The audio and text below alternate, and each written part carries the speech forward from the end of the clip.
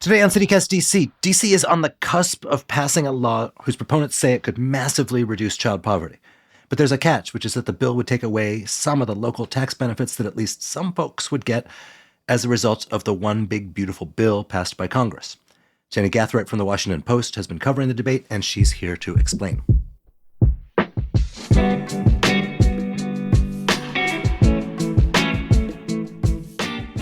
Today is Monday, November 10th. I'm Michael Schaefer. Here's what DC's talking about.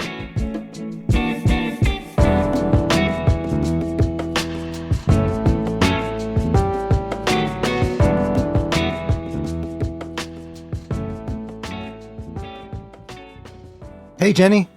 Hi, Mike. How are you? Good to see you. Good to see you, too. So you have been covering something this week which is at once like incredibly wonky because it involves words like tax code, but also kind of practical, which is that the DC is on the cusp of implementing a child tax credit. And people who pay their federal taxes know what that means, because it means if you have kids, you get money off your taxes. What are we talking about at the DC level?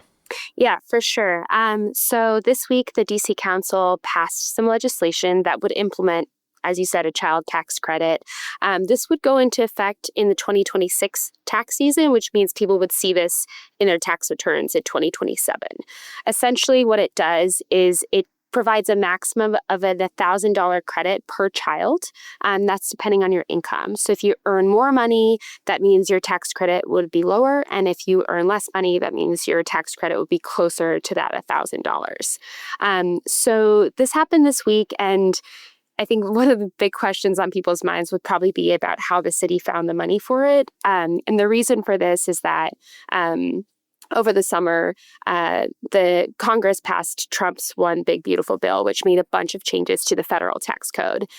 Cities across the country, localities across the country, states have then had to make the decision about whether to have their local taxes the same as those federal tax changes, or whether to decouple their local tax code from those changes. And so this week, the council decided to decouple its tax code from about 13 of those provisions, and that will free up about $600 million over the next 4 years.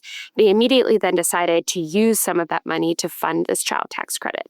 Can you explain this decoupling thing? Because, I think of when you fill out your DC tax form, you save some time because the deductions and stuff track the federal taxes.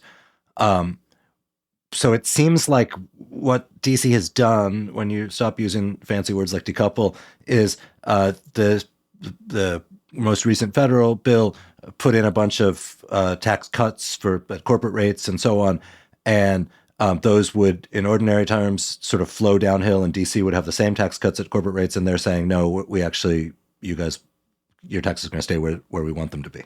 Exactly. So the one big beautiful bill, as some people call it, has 84 tax-related provisions. And what the council voted on this week was to divorce from 13 of those. So they're not going to have the city's local tax code entirely mirror those federal tax changes. And some of the changes that the city, quote unquote, decoupled itself from, or is exempting itself from in the local tax code, includes some various corporate tax breaks. Also, this exemption in the federal tax code from tax on tips and overtime and personal car loan interest payments. So it's really a mix of tax changes that affect, larger corporations, but also individuals. So even if you don't have to pay federal taxes on your tips, for instance, you will still have to pay DC taxes on your tips. Exactly. So before we get into this, I was sort of fascinated in your reporting with some of the stuff about now we've got lots of money to afford this. And it's a great idea, so we should spend that money. Can you explain the argument for this child tax credit? Because I heard I saw a lot of stuff in your reporting about what a profound difference this might make in people's lives. Yeah, exactly. So some people were huge proponents of this, and as I'm sure we'll get to, some people had a bit of disagreement with how this process went down. But the proponents for this argue for the policy because they say it's really research proven, research tested.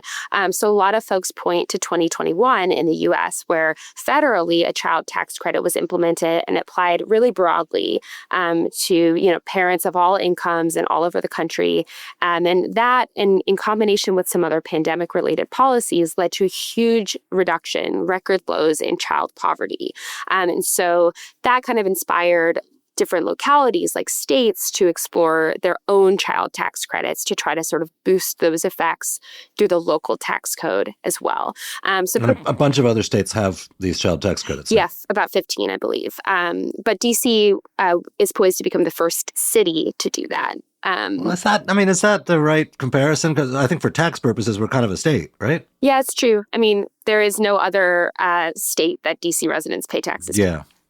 But listen, I was, I found it remarkable that the amount of money we're talking about seems so small, in a city of incredibly high expenses and high rent, and even where just making minimum wage gets you somewhere around $40,000 a year under the current rates. We're talking about $1,000 maximum per child. It's like $80 a month to the family's bottom line. And that really is an amount that can make a difference between pulling children out of poverty?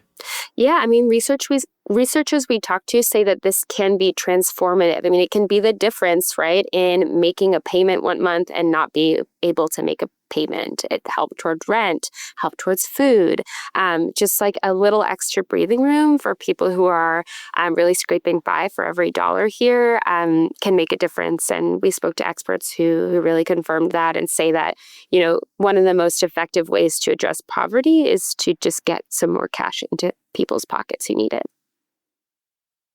Does this also benefit people whose income is so low that they are not paying federal taxes at all? Or paying local taxes at all? It will still benefit. So this is the difference. Like if you don't file a tax return?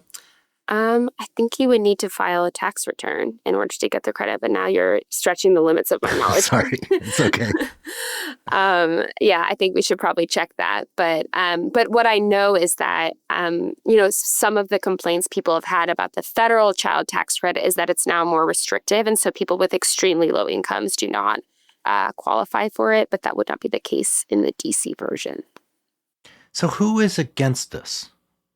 So it's interesting. I mean, everybody on the council is interested in this policy, thinks it's an interesting and good policy. But there were a couple council members who did not want the council to vote to do this the way it did.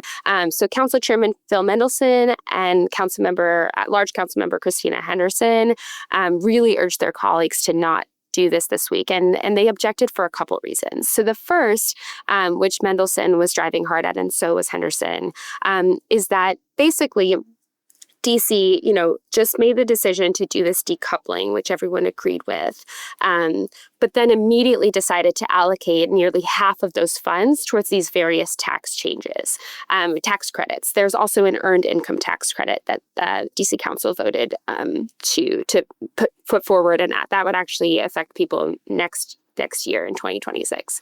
Can you explain that just for the uninitiated? Yeah, so the earned income tax credit would be a tax credit for folks making under $60,000 a year. So there'd be some additional tax relief for those. Meaning if I make under $60,000 a year, what happens? Like, what is the process in which I get this extra money? You would, I think, depending on your income, get basically 100%, like a little extra on your return.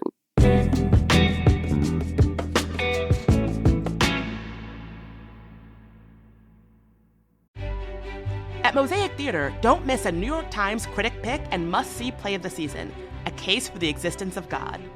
From the award-winning screenwriter of The Whale and MacArthur genius Samuel D. Hunter, A Case for the Existence of God is about two fathers from very different backgrounds who form a powerful bond of friendship.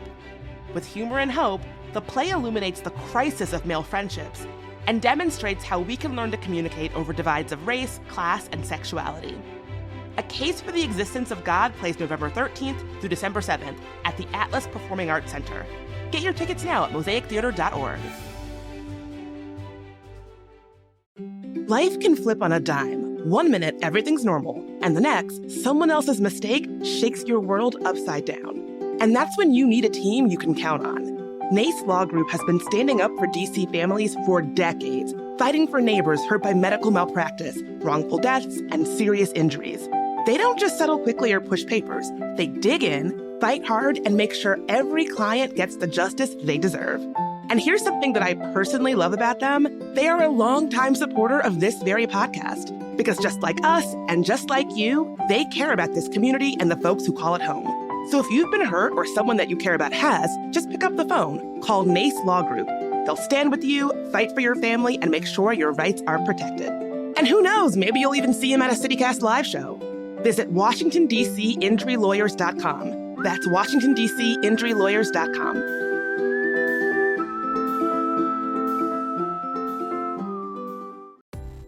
You know, when most of us want to learn a new language, it's not because we're dying to memorize grammar tables or ace a quiz.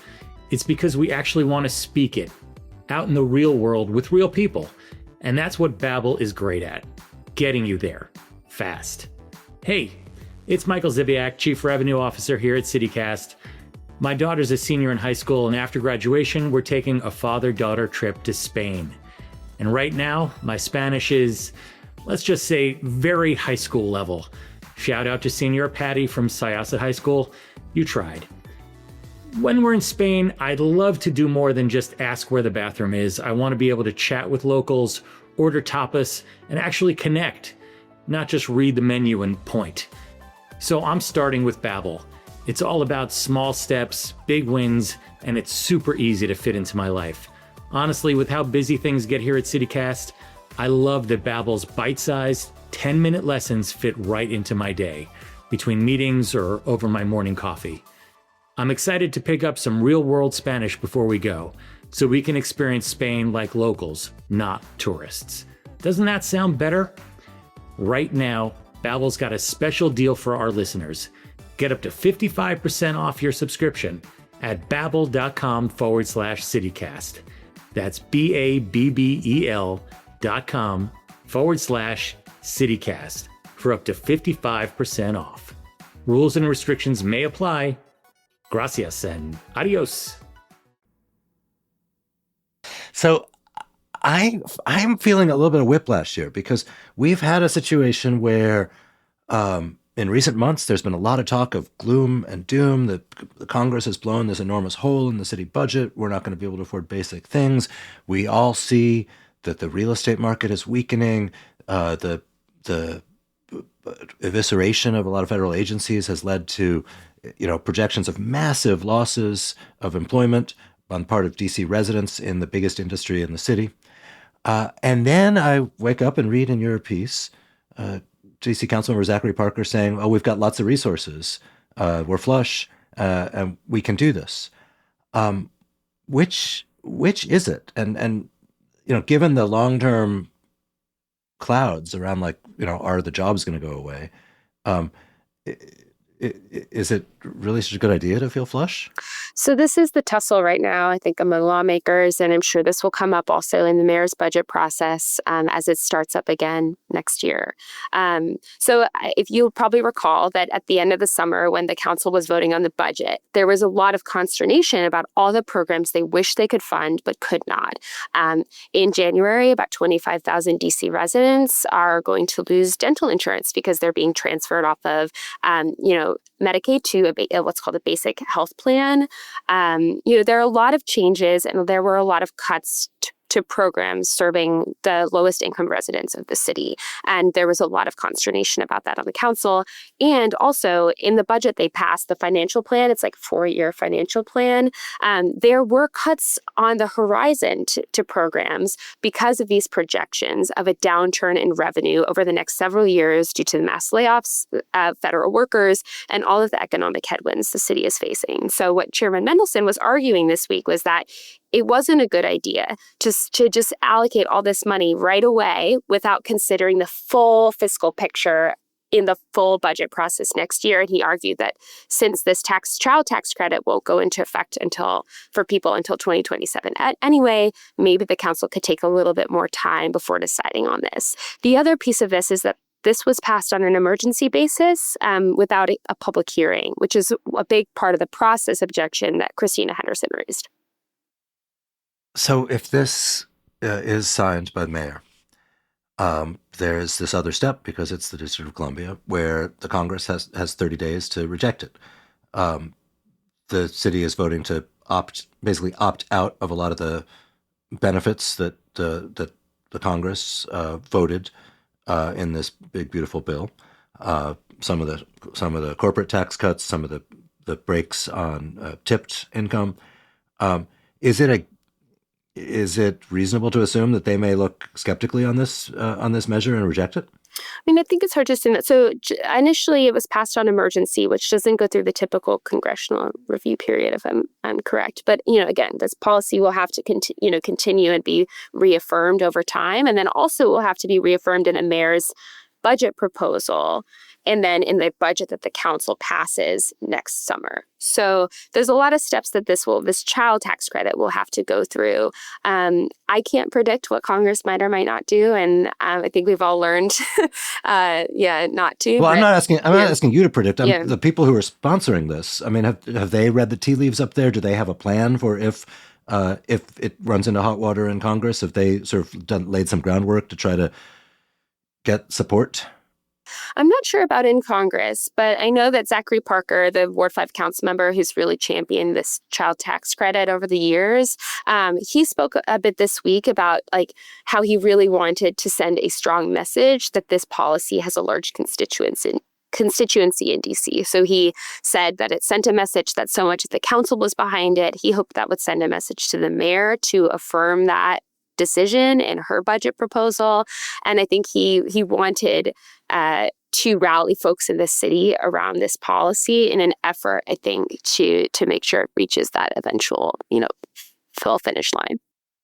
I'm curious, how many people are we talking about who would benefit from this? How many households in Washington have children, and how many of them are below the threshold where you would get any benefit at all? That is a good question. I do not know. I mean, a lot of folks in DC have children, and about 1 in 5 children live in poverty.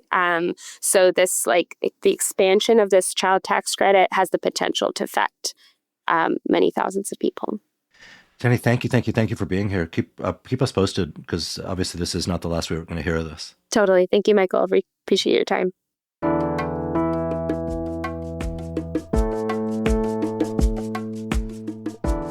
And that's all for today here on CityCast DC. If you enjoyed the show, why not tell a friend, rate the show, leave us a review, and subscribe to our morning newsletter.